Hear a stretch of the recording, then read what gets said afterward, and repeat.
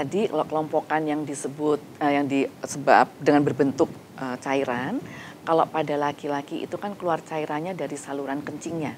Tapi keluar cairannya itu bukan urin ya, sehingga berbentuk nanah. Itu yang biasanya kalau bentuknya nanah jelas dan banyak, itu penyebabnya biasanya gonore.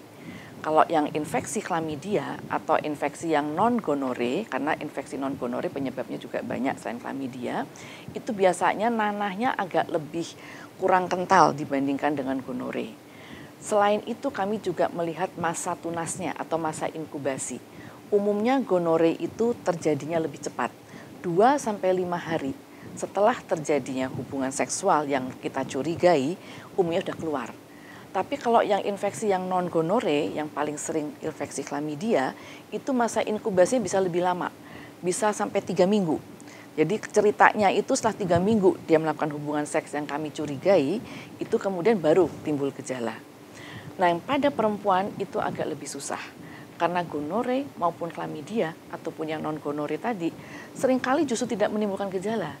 Sehingga kami sulit mengatakan masa tunasnya berapa lama sih? Karena mereka seringkali tidak tahu. Mereka baru tahu setelah kita lakukan pemeriksaan atau screening. Yang screening pun harus dengan pemeriksaan khusus baru mereka kelihatan. Dan kalau yang tadi yang berbentuk luka, pada sifilis tadi saya katakan, lukanya itu tunggal, itu yang khas. Tunggal dan tidak nyeri. Sehingga kalau misalnya itu terjadi, lukanya terjadi di bagian dalam tubuh, ya orang tidak akan sadar. Misalnya terjadi dalam vagina, orang tidak akan tahu karena tidak nyeri sama sekali. Atau misalnya terjadi di dalam rongga mulut ya, yang pada orang yang mungkin jarang-jarang membuka mulutnya juga tidak akan kelihatan. Atau yang terjadi pada anusnya. Jadi pada anus juga orang tidak akan tahu karena ya itu tadi tidak menimbulkan rasa nyeri sama sekali. Nah yang misalnya pada herpes, kalau pada herpes itu sangat nyeri sehingga orang pasti akan tahu. Dan juga yang misalnya herpes yang pertama kali timbul itu biasanya disertai dengan demam. Karena disertai dengan demam itu ya akhirnya juga orang akan concern ya tahu oh saya lagi sakit apa sih ini sehingga mereka seringkali datang berobat. Nah kalau ulcus molle tadi itu yang memang sudah sangat jarang tetapi ya kita harus tetap memikirkan hal itu.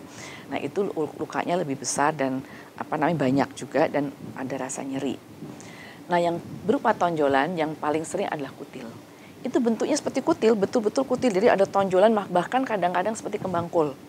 Warnanya bisa warnanya sama dengan sekitar atau warnanya juga bisa warna yang lebih merah atau agak kehitaman. Nah itu biasanya banyak. Tapi kalau dikatakan rasanya apa, mereka juga mengatakan tidak ada gatal, tidak ada nyeri, tapi kok ada tonjolan. Nah itu yang membuat mereka datang berobat. Tapi mula-mula mereka agak mengacuhkan ya karena nggak sakit kok. Tapi ketika setelah menjadi banyak atau menjadi besar baru mereka akan datang berobat.